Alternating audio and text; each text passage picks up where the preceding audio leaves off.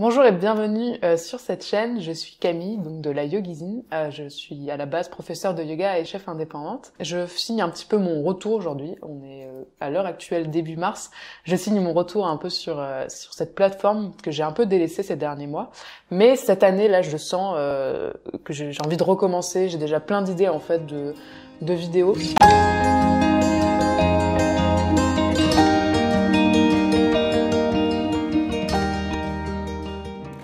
Pour cette nouvelle vidéo, je voulais vous présenter en fait tout simplement ce que j'appelle mes favoris de l'année 2021, ou en tout cas les expériences que j'ai eues, notamment 3, qui ont eu un impact très positif sur ma vie. J'ai toujours trouvé ça assez positif en fait globalement, de quelques mois après, de revenir sur une période passée et en fait voir un petit peu d'où on est parti, où est-ce qu'on est arrivé, quels ont été les accomplissements, etc.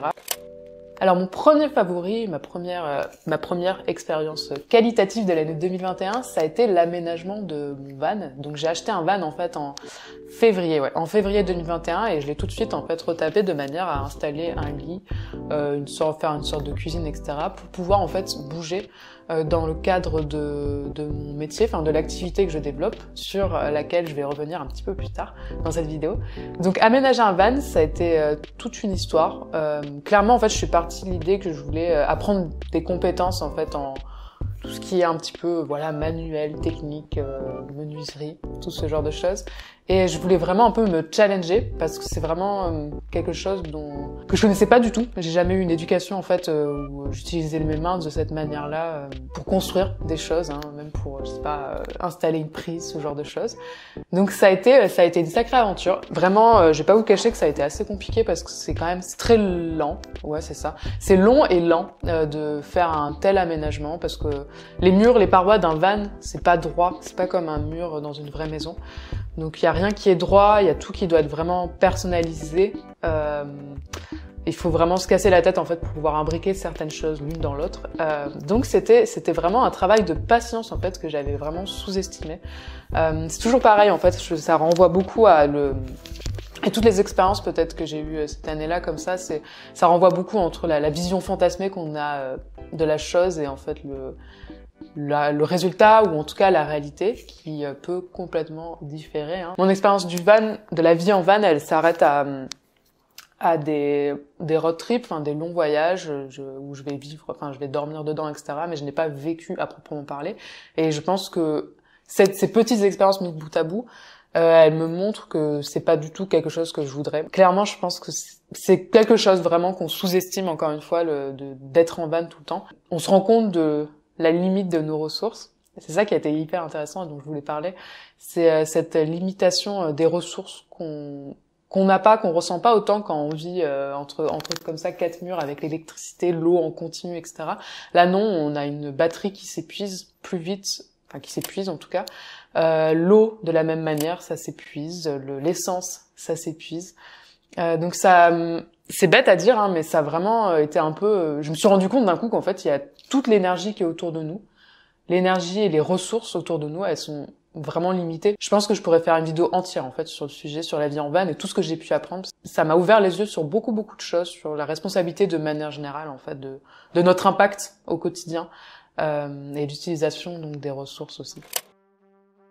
Le deuxième favori, la deuxième expérience agréable de l'année 2021, ça a été en fait tout simplement le début de mon activité.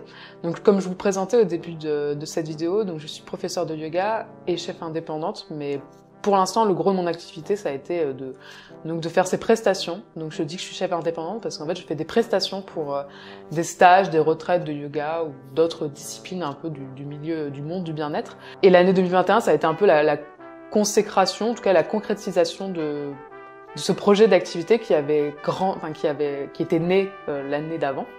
Mais pour les raisons qu'on connaît, ça n'avait pas trop pu se mettre en place avec les confinements, etc.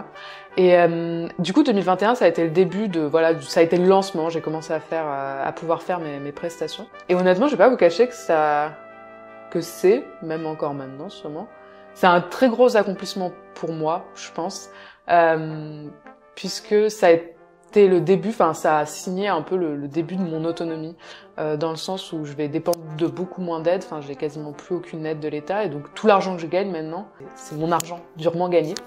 Et l'aménagement du van dont je vous parlais juste avant, en fait, il m'a permis aussi de concrétiser clairement cette idée, puisque le van me permet, puisqu'il roule, il me permet de me déplacer de retraite, enfin de stage, de stage en stage.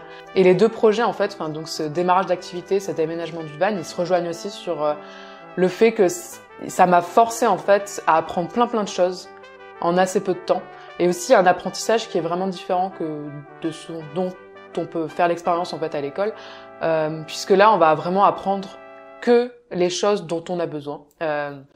Pour le coup, par exemple, donc l'entrepreneuriat, donc gérer une entreprise, enfin c'est plein de choses que j'avais jamais appris, enfin parce que j'ai pas fait du tout d'études là-dedans, et donc j'ai dû apprendre, voilà, je sais pas, à faire un devis, faire une facture, gérer des finances, et toute la paperasse qu'il y a autour, et puis toute la communication. Enfin c'est tout un tas de choses qui font que ça force, on est obligé de faire cette expérience, enfin, pour pouvoir apprendre ses compétences. Donc ça a été très formateur, j'ai encore beaucoup de choses à apprendre, mais je pense que 2021 quand même m'a permis vraiment de mettre un pied à l'étrier. Et cette année, je sens aussi que je vais pouvoir passer à un autre cap. Enfin, en tout cas, je suis parée. C'est peut-être pour ça aussi que j'ai envie de revenir sur YouTube, parce que là, je sens que ça y est, j'ai un peu fait j'ai un peu organisé ma tête pour pouvoir en fait me plonger aussi sur d'autres choses comme la création de contenu, comme beaucoup plus pouvoir développer mon activité autour du yoga qui me tient vraiment à cœur aussi. Et on arrive au troisième favori de l'année 2021. Ça a été une formation en fait que j'ai fait avec Stéphanie Vieux-Kessler. On la retrouve sous le nom de Xandra Yoga, et elle a aussi un blog qui s'appelle Xandra Yoga, enfin bref, c'est Xandra Yoga partout. Donc c'était une prof que je suivais depuis un moment sur Instagram notamment, parce que ça c'est assez bon côté ce réseau social. Donc j'ai eu la chance en fait de participer à un stage sur les alignements, sur les ajustements dans la pratique du yoga, qui était pendant une semaine à Paris.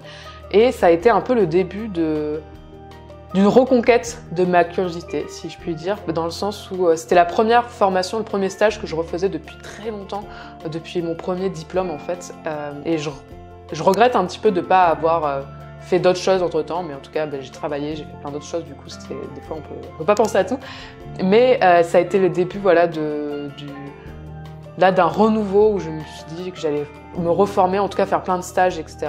Et je suis très contente d'avoir pris cette décision-là. Mais en tout cas, voilà, si vous êtes prof de yoga ou autre, je peux que vous conseiller de toute façon tout le monde le dit, mais là, moi je ne suivais pas ce conseil-là jusqu'à maintenant, mais de vraiment garder cet élan de formation continue, parce que ça permet vraiment d'acquérir et ou en fait de développer surtout ses connaissances et sa qualité d'enseignement, de revoir un petit peu tout ce qu'on a vu, de revoir un petit peu ses croyances et ses vérités également, et ça c'est très important, surtout encore une fois dans ce milieu-là où on peut être sujet, enfin avoir vraiment des visions tunnels, je sais pas si ça peut s'appeler comme ça, mais vous voyez ce que je veux dire, enfin on voit qu'une seule chose, il y a qu'une seule façon de faire et c'est tout, mais en fait non, il y en a plein et on s'en rend compte quand justement on commence à se renseigner avec d'autres professeurs qui partagent également au final leur point de vue, hein, et on met toutes les pièces du puzzle et on crée un petit peu sa voie dans le milieu, dans sa profession. Et je voulais rebondir aussi là-dessus pour partager un concept que j'ai vu, et c'est une vidéo dont j'ai parlé à tout le monde ces 2 derniers mois, je pense,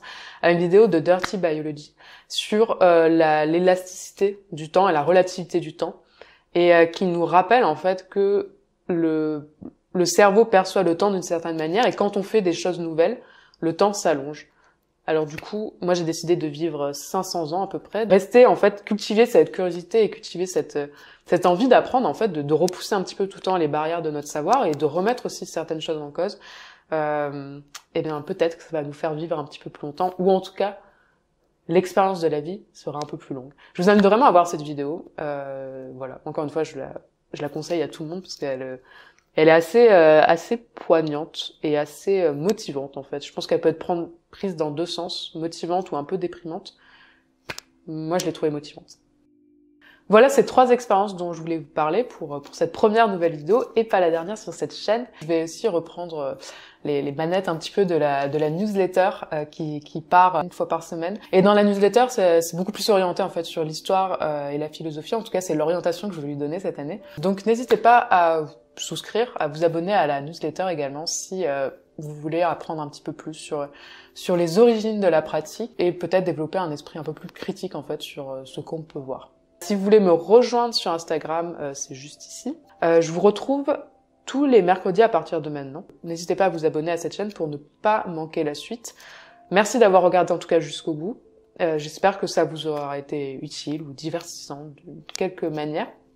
Et je vous retrouve bientôt.